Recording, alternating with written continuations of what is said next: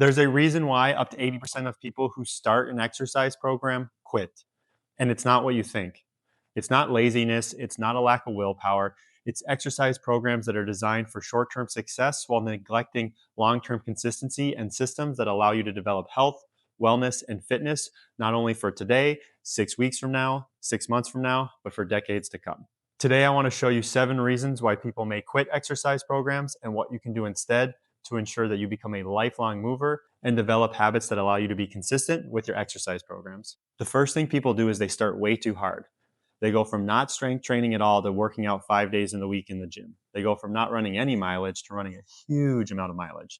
They start with these extreme diets that aren't applicable to their life, and it sets them up for failure just because they're not able to complete this day in and day out. What we need to do is start simple. Instead of 5 days a week in the gym, start with 2. Instead of running these huge amount of mileage, to start with walking a certain amount of time, do intervals, just kind of work your way into this. Understand that it's a process. It's not a short-term thing. It's not a 21-day fix. It's not a 90-day workout routine. You are trying to become a lifelong athlete.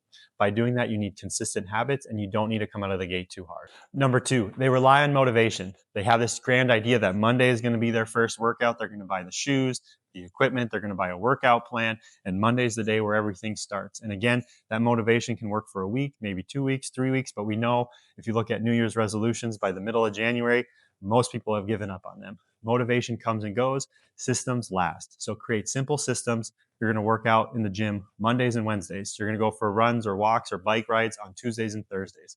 You're going to do a mobility day on Saturday. Whatever it may be, create systems in place that allow you to be consistent. You're going to work out in the same place, the same time, the same day, and do that and understand that I'm going to commit to that not only for today, but for the next month, 2 months, 2 years, and a lifetime. Number 3, they chase soreness instead of progress. For whatever reason, most people think that soreness means I've had a good workout. It means if I'm sprawled out on the floor, feeling like I'm going to puke, that is a sign of a good workout. When we really need to have the Goldilocks principle, we kind of need to sit in the middle. Especially as adults, workouts shouldn't leaving you fatigued to be able to go out and work your job, be a parent, be a friend, be a spouse. Workouts should allow you to go out and be the best version of yourself. So that's why often we look at the minimum effective dose that we need in the gym to allow us to go express that. So stop chasing soreness. Don't feel like you got to beat yourself up in the gym because you're not going to get the results that you want. You're going to fatigue, burn out, possibly have injury, and not be able to become a lifelong athlete. Number 4, making exercise punishment. We should view movement and exercise as a gift. We should learn how to explore and play with certain movements. That's going to be the best way to make it more fun and have a more healthy relationship with exercise. If we view exercise as a punishment where I got to go burn off these calories or I got to make up for, my cheat days or whatever it may be, you're already creating a negative mindset when it comes to exercise and movement. We want a healthy relationship with the gym. We want a healthy relationship with our body. We want a healthy relationship with exercise. So stop viewing it as punishment. It's not punishment. Exercise is a gift. Movement is a gift. And once you lose that, you realize how much of a gift that it is. And that is what we're trying to help with people at Tempo Physio, is realize that movement is a gift. It's something we don't want to lose. So don't view exercise as punishment. Number 5, having an all or nothing mindset. I'm guilty of this. You have this perfect plan or you have this idea of this is what it's going to be, and you miss a day, miss 2 days, and then you take the whole week off and then you feel like you have to start over. That all or nothing mindset can get in a way to not reach our true goal. So instead of missing, if you miss one strength workout, don't miss the next one. If you miss one run workout, don't miss the next one. Create systems in place that allow you to do the things that you need to do. Even if it's, I normally have a 30, 45-minute workout. I can't get to it, but I have 15 minutes. Do a 15-minute workout. That 15 minutes is going to go a long way when you add that up and stack that up over time.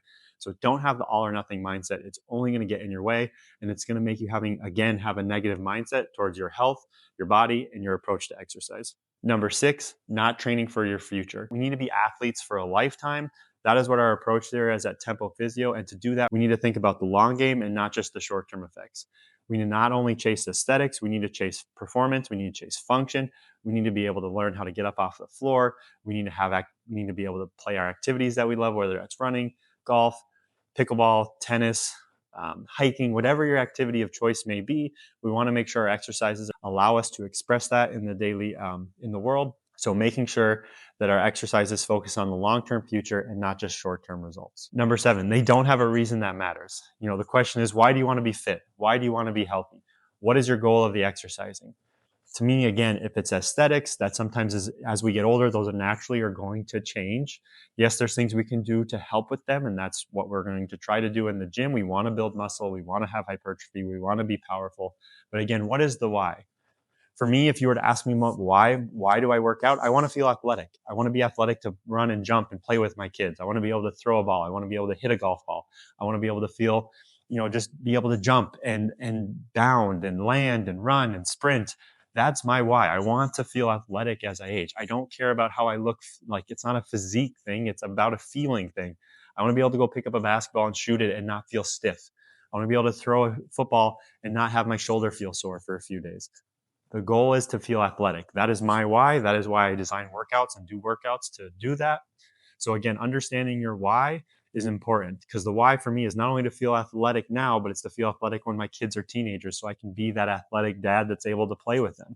I want to be able to do that. I don't want to be the dad that's on the sidelines just cheering them on.